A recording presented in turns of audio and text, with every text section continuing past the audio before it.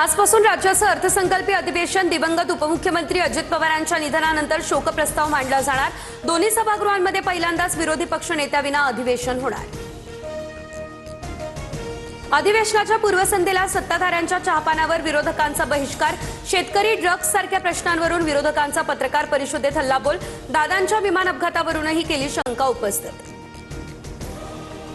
विधानसभा अध्यक्ष राहुल नार्वेकर यांच्या कामकाजावर सल्लागार समितीच्या बैठकीत नाराजी, सभागृहात येणाऱ्या असंख्य लक्षवेधी ठराविक सदस्यांचं गैरवर्तन, यावरून मुख्यमंत्र्यांसह वरिष्ठ मंत्र्यांकडून आता नाराजी व्यक्त, सूत्रांची ही माहिती।